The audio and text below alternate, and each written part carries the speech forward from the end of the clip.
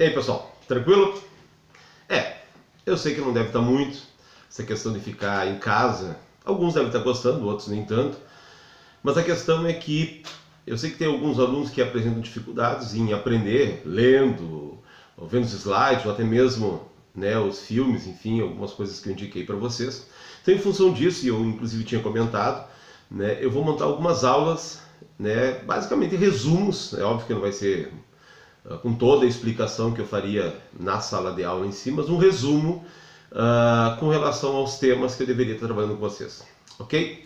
Mas antes de mais nada, eu gostaria de combinar com vocês o seguinte: qualquer dificuldade, né, quaisquer dúvidas que apareçam, vocês podem tirar, seja via Edmodo ou via lá o grupo WhatsApp. Combinado? Então bora lá. A princípio, assim, eu comecei trabalhando com vocês com o Segundo Reinado, né? Na verdade, essa é uma revisão que eu vinha fazendo com algumas turmas de um conteúdo que era do segundo ano. O primeiro conteúdo, de fato, do terceiro ano é o Brasil República Velha, quer dizer, a passagem da monarquia para a república e a implementação, né, dessa forma de governo e os primeiros 40 anos aproximadamente, justamente da república no Brasil. Tá, então, o meu foco desta aula é justamente nesse período que vai entre 1889 e 1930.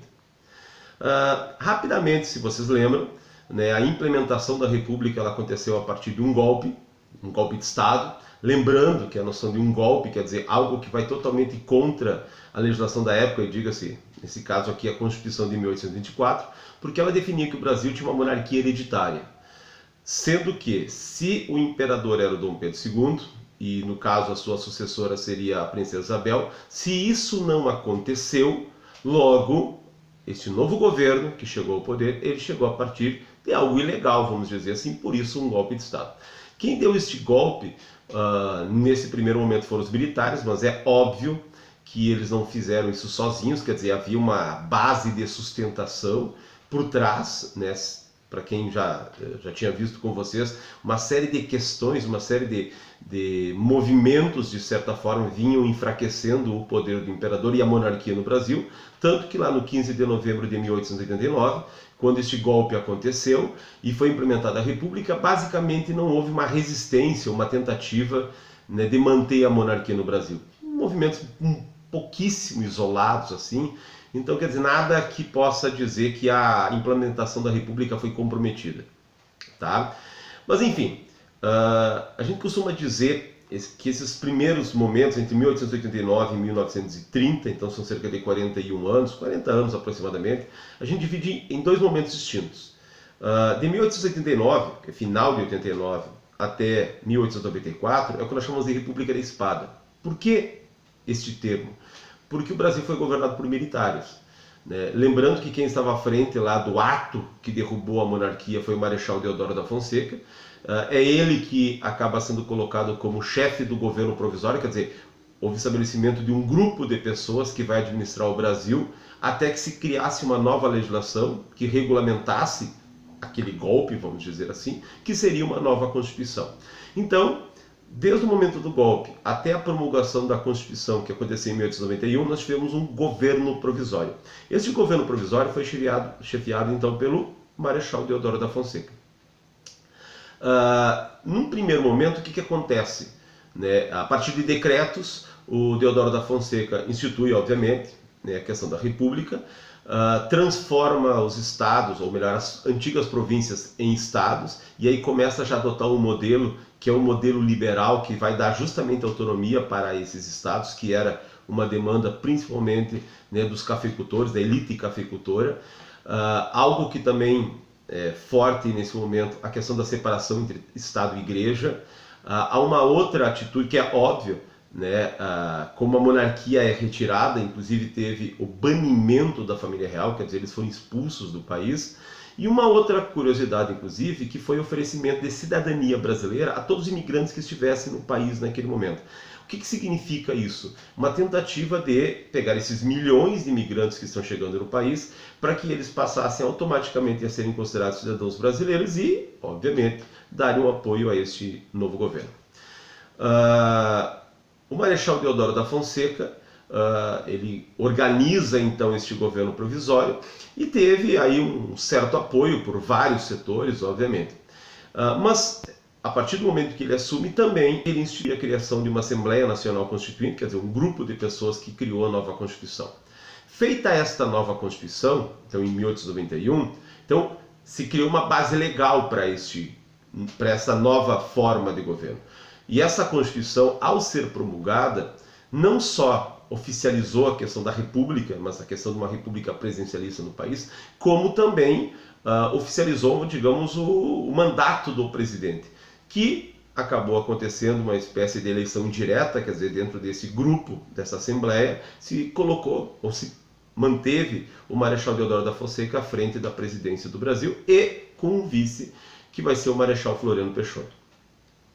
Agora, como um presidente constitucional, vamos dizer assim, baseado, né, então, nessa Constituição, que definiu então o Brasil como uma república presidencialista federativa, quer dizer, o modelo de república implementado no Brasil foi um modelo inspirado nos Estados Unidos, né, e alguns mais entusiastas, inclusive, né, em algumas turmas eu tinha trabalhado isso, o momento da implementação da república, se pegou a própria bandeira dos Estados Unidos, basicamente colocou ela verde e amarela para ser a bandeira desse novo país, que logo depois foi abandonada a ideia e se criou o modelo que nós temos hoje. O próprio nome do Brasil ficou Estados Unidos do Brasil, então aí dá para demonstrar o quanto os Estados Unidos, ou a República Estadunidense, influenciou este momento no país. Algo mais que foi colocado nessa Constituição, né, como uma Constituição liberal, a questão dos três poderes, executivo, legislativo e judiciário, três poderes independentes, mas porém harmônicos. Aí, uma das grandes questões que essa Constituição traz, que teoricamente daria uma cara mais republicana, e aí vocês têm que lembrar, né, monarquia tem a ver com o governo de um e república tem a ver com algo para todos, que teoricamente seria um modelo, né, universal, quer dizer, para todos. Porém, quando se criou uma legislação eleitoral, cuja inclusive legislação eleitoral é tema de um dos trabalhos que eu coloquei para vocês, junto na Constituição já se colocava o seguinte: não são todos os eleitores, quer dizer, se colocava a ideia inclusive do voto universal, mas para alfabetizados, e aí você eliminava a grande maioria da população brasileira, maiores de 21 anos. Então, quer dizer, abandona a ideia do voto censitário, que era aquele baseado na renda, não tem mais isso, mas esses critérios que foram colocados basicamente impedem que a grande maioria da população pudesse votar. A legislação eleitoral, então, ela de certa forma está na base, né, da organização, digamos, do modelo que de certa forma vai estar por trás de toda a estrutura política, né, do Brasil da República Velha, que é a questão do coronelismo. Quer dizer, dentro da legislação eleitoral, inclusive, se coloca a questão do voto aberto. O que é o voto aberto? Né, aquela questão de que, então, as pessoas falam o seu voto, e isto é anotado. Então, práticas como essa garantem, por exemplo, o chamado voto de cabresto. O que era o voto de cabresto? Na verdade, uma espécie de obrigação, né? O coronel, e aí é a chave, a figura central dessa estrutura, né, que vai ser um chefe político regional, ele tem como saber, né, em quem as pessoas vão votar e a partir daí exercer uma pressão, seja por bem, né, a partir de uma série de troca de favores, ou seja por mal, a partir do uso da violência mesmo, para garantir que os votos fossem para os seus candidatos, ou para o partido em si ao qual ele pertence. Então, quer dizer, esse período chamado República Velha, inclusive, olha o termo velha, quer dizer, de certa forma tem a ver com a noção das velhas práticas, né, do controle de uma elite sobre grande parte da população que, de certa forma, apesar do modelo republicano, continua de fora do processo de decisão. Então, o coronelismo vai ser a questão central. Por quê? Porque justamente onde é que o voto acontece? Nos municípios. Então, é ali que está a base de sustentação desses coronéis, que controlam as eleições e garantem os votos, por exemplo, para um candidato oficial do seu partido para governador. E, além disso, conseguem os votos necessários para o candidato oficial a presidente da República. Então se costuma dizer, por exemplo, que se montou uma estrutura que começa no município, pega estado até a questão federal. Apesar da República ter sido implementada pelos militares, se podemos dizer que houve um grupo que lucrou com a sua implementação, foi o grupo dos cafeicultores. E por que se diz isso? O período da República Velha ele é conhecido como a República Oligárquica. Por que oligárquica? O que é oligarquia? É o governo de poucos e de um grupo.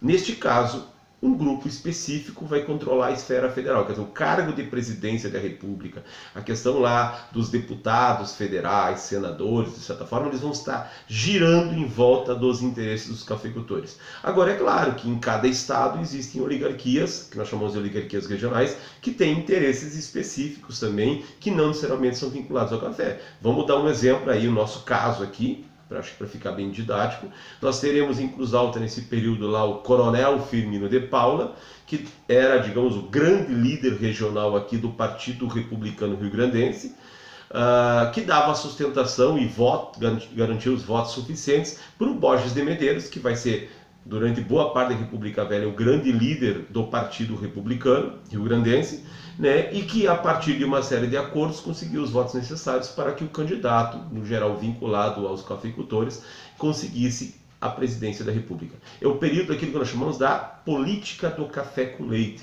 porque é uma espécie, né, de acordo em que os candidatos oficiais à presidência da República, quer dizer, aquele que vai vencer, porque todo o sistema eleitoral estava viciado, quer dizer, já se sabia lá no final qual seria o resultado, em função das fraudes, das maracutaias, enfim, esse candidato ele era muitas vezes vinculado ao estado de São Paulo ou ao estado de Minas Gerais. Então esses dois estados terão um predomínio com relação aos outros na escolha da presidência da República. Mas como eu disse, em cada estado tinha suas oligarquias regionais. Por exemplo, no Rio Grande do Sul, nós ainda temos muito a questão dos estanceiros vinculados aí à questão da pecuária, por exemplo. Tá? Nós temos, por exemplo, lá no sul da Bahia, para ser um caso muito específico, os caras que eram vinculados ao cacau. Nós temos lá em Pernambuco os caras que são vinculados à cana-de-açúcar. Nós temos lá na região norte, principalmente no Amazonas, no Acre, enfim, a questão da borracha, da exploração lá do látex. Então, quer dizer, não é necessariamente o café que controla o país inteiro, mas os cafeicultores controlam a presidência da República. E aí, para que isso aconteça, o coronel é fundamental para a articulação, né, dessa estrutura e para a montagem dessa estrutura que vai garantir sempre os mesmos no poder. Mas tem um detalhe, por que os cafeicultores? Porque economicamente o Brasil não mudou em relação ao que era antes, seja no período imperial, seja no período colônia, né, o Brasil vivia ainda da agroexportação e tendo como principal produto o café. No caso, o café, que no geral correspondia a cerca de 60%, às vezes 70% das exportações brasileiras era do café em si. Para ter uma ideia, a borracha, o látex, enfim, que vai ser o segundo produto em importância, correspondia somente a 8%. Diante disso, o que a gente vê então, principalmente por parte dos cafeicultores, né? A necessidade deles garantirem o lucro em cima do café, é óbvio, né? Até para manter a economia do Brasil, lembrando, agro é pop, agro é tech, agro é tudo, quer dizer, a estrutura era baseada nesse princípio, né? Para manter aquilo que nós chamamos as chamadas políticas de valorização do café. Né? Que para isso acontecer tem que ter legislação, tem que ter decreto, e a importância de controlar a presidência da República e cargos como deputado, senador, enfim, que são eles que aprovam as leis. O que foram essas políticas de valorização do café? Quer dizer, muitas vezes, justamente pelo café ser o produto mais importante, a produção de café acabava acontecendo com grande quantidade, quer dizer, quanto mais produto, menos ele vale, lei da oferta e da procura, vamos dizer assim. Tem muito mais oferta do que a procura. Então o preço do café baixava. Então, para garantir um preço razoável, vamos dizer, criou-se, por exemplo, e houve um documento oficial, inclusive a partir do encontro, que foi conhecido lá como Convênio de Taubaté, que o governo federal se comprometeu em comprar o excedente do café, para estocar este café e garantir que somente uma determinada quantidade fosse para o mercado, mantendo o preço do café no patamar aí que ficasse melhor para os cafeicultores. É óbvio que essa grana saía dos impostos, saía de vários outros setores, e que beneficiava os cafeicultores e acabava ferrando com grande parte da população.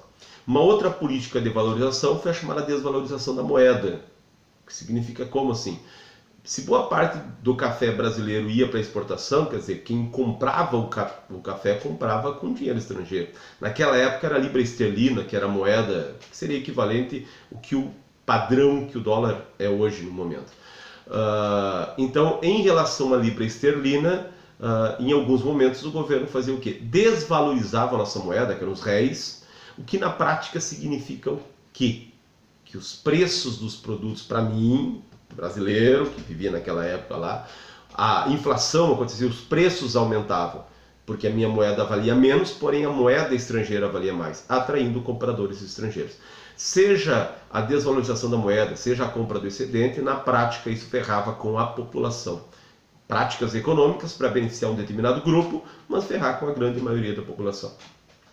Então se montou uma estrutura política para garantir essa estrutura econômica no país. Agora é óbvio, né, de qualquer forma, seja nas eleições, seja no dia a dia, enfim, a grande maioria da população brasileira acabava sendo ferrada por esse modelo que foi implementado. Então isso quer dizer que o povo ficou quietinho e aceitou numa boa. Não. Diferente daquilo que muitas vezes se coloca, que o brasileiro é um povo pacífico que aceita as coisas numa boa, a República Velha é um momento, inclusive, que, se estudado, desmonta esta ideia. Porque foram várias as revoltas que aconteceram nesse período, justamente, apesar das diferenças entre essas revoltas, a essência delas mostra setores da população descontentes com o modelo que vivia, né, que estava implementado no país. Exemplos, aquelas que muitas delas vocês já leram, vocês já estudaram, enfim, mandaram inclusive nas atividades, né, como a Guerra do Canudos, Guerra do Contestado, Revolta da Vacina, Revolta da Chibata, o próprio estabelecimento do movimento operário. Por trás de todos esses movimentos, mostra setores da população descontentes com a sua vida, né, com a forma como eles estavam vivendo naquele momento. Exemplo, de maneira muito rápida, Guerra de Canudos e Guerra do Contestado são dois modelos, são dois exemplos de revoltas rurais, quer dizer, são coisas que aconteceram no campo. Além disso, esses dois movimentos têm muita semelhança, eles são chamados movimentos messiânicos. O que eram movimentos messiânicos? Que acreditavam que o mundo estava para acabar e, diante disso, a necessidade de se organizar para esperar a vinda do Messias.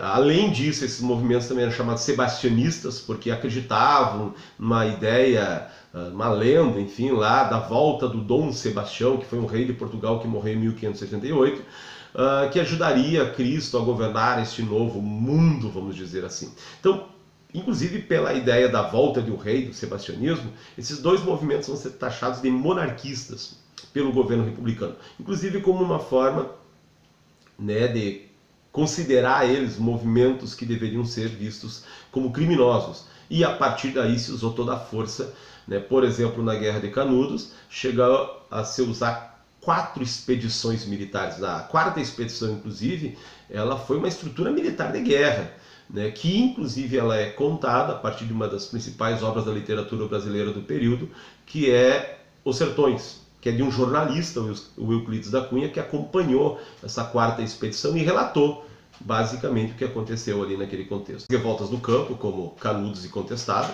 Nós tivemos algumas revoltas urbanas. Por exemplo, 1904, Rio de Janeiro, capital do Brasil, né, não era ainda a tal da Cidade Maravilhosa, inclusive, né, vai ser a partir desse momento que ela, inclusive, mais tarde vai receber esse título, né, esse apelido, né, porque naquele contexto lá a cidade era infestada por uma série de doenças, não tinham as amplas avenidas, praças, enfim, que hoje são os pontos turísticos. Então houve um processo de reurbanização, de urbanização da cidade, que aconteceu em 2 frentes. Por um lado, construção de avenidas, né, de praças, com os pontos turísticos, enfim, que acabou gerando, por exemplo, a destruição de vários prédios, principalmente os cortiços, que eram lugares habitados por uma população mais pobre, inclusive, e que foi o chamado movimento bota abaixo. Na medida em que esses movimentos foram botando abaixo os cortiços, a população acabou sendo empurrada para os morros. Não é necessariamente a origem das favelas, mas é o momento que as favelas acabam inchando mais ainda, e obviamente sem nenhum tipo de indenização. Por outro lado, o combate das doenças, como a febre amarela, a varíola, a peste bubônica, elas foram combatidas a partir de ações, né, que tinham à frente o Oswaldo Cruz, um dos médicos mais famosos dentro da história do Brasil, e que o Oswaldo Cruz ele instituiu medidas, ele seria uma espécie de secretário da saúde da época, medidas de combate ao mosquito, né, que causa a febre amarela, a malária, ao rato, na verdade, que a peste bubônica é causada pela picada da pulga do rato, então tem que combater o rato, né? E paralelo a isso, a instituição de uma vacinação obrigatória para a varíola. E aí que dá o nome, inclusive, à revolta, a questão da revolta da vacina. É óbvio que vacina naquele contexto era algo que as pessoas não sabiam exatamente o que era. Então, para muitos, ainda hoje, acham que vacina, porque tem lá, basicamente, lá, o organismo que causa a doença, ele colocaram o teu organismo para produzir anticorpos, para aquele momento, por desconhecimento científico, muitas pessoas então vão achar que na verdade era uma forma de matar os pobres. Já estão perdendo as casas, agora vão matar os pobres também. Outra questão que é uma questão moral, quer dizer, as mulheres principalmente tinham que mostrar parte do seu braço, seu ombro ou outras partes do corpo para serem vacinadas, e aí questões morais da época lá vão fazer com que as pessoas fiquem indignadas com essa situação, principalmente, né, pela forma autoritária, já que ela era uma vacinação obrigatória. Então, ou você se vacinava por bem, ou você se vacinava por mal. Então, isso gera uma revolta extremamente popular, quer dizer, setores do Rio de Janeiro, setores populares do Rio de Janeiro, vão para as ruas num quebra-quebra, batendo de frente com polícia, enfim, então nós teremos várias mortes, várias prisões, até que se institui, por exemplo, a vacinação facultativa.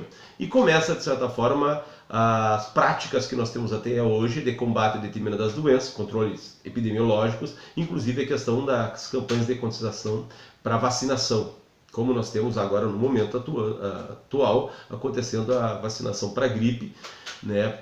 Até que de repente se crie uma vacina para o coronavírus e talvez se faça isso também. Talvez não, provavelmente vai se fazer isso. Uma outra revolta é a revolta da chibata, que vai acontecer a partir de marinheiros da Marinha Brasileira, né? O marinheiro, o soldado raso, vamos dizer assim, que diante das péssimas condições que viviam, os péssimos salários e ainda das agressões físicas, porque muitas vezes as punições aconteciam a partir de chibatadas, quer dizer, o que é chibata? Chicote. E a partir desses açoites, né, um relho, vamos dizer assim, mais amagualado, então os caras eram punidos. E aí uma outra questão que está por trás da revolta da chibata é a discriminação racial, porque um dos grupos que no geral era alvo desse tipo de punição eram os negros. Então a Marinha Brasileira, diferente do Exército, que até tinha uma questão até mais popular, a Marinha era elitista, então no geral os filhos da elite iam para a Marinha, né? Então, de certa forma, dentro dela, né, se retratava aquilo que a sociedade colocava, e a questão do racismo era algo muito forte naquele momento. Tanto que o próprio líder da revolta chibata é um negro, o João Cândido, ou Almirante Negro, certo? Então eles tomam conta de alguns navios, ameaçam o bombardeio da cidade do Rio de Janeiro, fazem um acordo com o governo, que no final o governo acaba não cumprindo. Enfim, da mesma forma que aconteceu com as outras revoltas, na revolta da chibata, né, há uma série de punições, mas que no final a chibata acaba sendo abolida, até porque o governo não queria ficar vinculado ao império, enfim, com a escravidão, porque isso foi totalmente negativo para a forma como o governo acabou sendo visto naquele momento. Paralelo a essas revoltas, aconteceu também o chamado movimento operário. O que foi isso? A Organização dos Trabalhadores das Indústrias. Apesar do Brasil ter a agroexportação, a agricultura como a base da economia, isso não significa que a indústria não tenha crescido. E paralelo ao crescimento da indústria, obviamente, o número de trabalhadores. Lembrando que nesse momento, nesse contexto aqui, o trabalhador preferido era o imigrante. E neste caso específico, até porque muitos imigrantes vinham de regiões industrializadas da Europa, então eles tinham conhecimento técnico. Só que junto com o conhecimento técnico, eles vão ter uma espécie de espírito combativo, uma prática em organização, né, para lutar, né, por melhores condições, coisa que isso já vinha acontecendo na Europa. Então eles trazem isso para o Brasil, inicialmente influenciados pelo movimento anarquista, que era um movimento relativamente forte lá no final do século XIX, início do século XX, na Europa, e vai ser aqui no Brasil também. E a partir desses movimentos, greves, piquetes, passeatas, enfim, vão ser organizadas ao longo de todo o país, né? Quer dizer, tem algumas regiões que vão ser mais fortes, quer dizer, as regiões mais populosas, com mais indústria, obviamente que vai ser mais forte. Tá? Mas não só os trabalhadores das indústrias, vamos ter os ferroviários, por exemplo, Santa Maria, nós teremos um movimento bem grande dos ferroviários, movimento dos sapateiros, dos leiteiros, dos padeiros, dos alfaiates, inclusive. Quer dizer, tem vários grupos se organizam para garantir melhores condições de vida. E, obviamente, que isso a partir de legislações. Então, o interessante do movimento operário é que ele traz à tona, né, a discussão da criação de leis trabalhistas, de direitos para os trabalhadores. Inclusive, algumas das primeiras leis começam a surgir naquele contexto ali. 1917, inclusive, o contexto da Primeira Guerra Mundial, acontecem as grandes greves no Brasil. E essas greves pressionam de tal forma que os patrões e os governos têm que começar a se organizar e se mobilizar para tentar amenizar essas revoltas. É claro que o grosso da legislação trabalhista vai ser só nos anos 30, lá no governo Vargas. Mas esses movimentos ajudaram, sim, na pressão para amenizar a situação, assim, desta população mais pobre no Brasil. Enfim, apesar de todo o modelo econômico e político ser organizado para garantir o poder nas mãos de poucos, isso não significa que os muitos que estavam de fora tenham aceitado isso uma boa e tenham ficado de braços cruzados. Essas revoltas, então, elas demonstram isso. Enfim, isso aqui é um resumo, um breve resumo, porque é óbvio que na sala de aula eu trabalharia com mais tempo, né? Mas eu acredito que isso já sirva para dar uma luz aí para aqueles alunos que de repente estejam um pouco perdidos, aí só lendo textos e vendo os slides. Ok? Então vamos ficando por aqui, até a próxima aula. Hasta la vista, babies!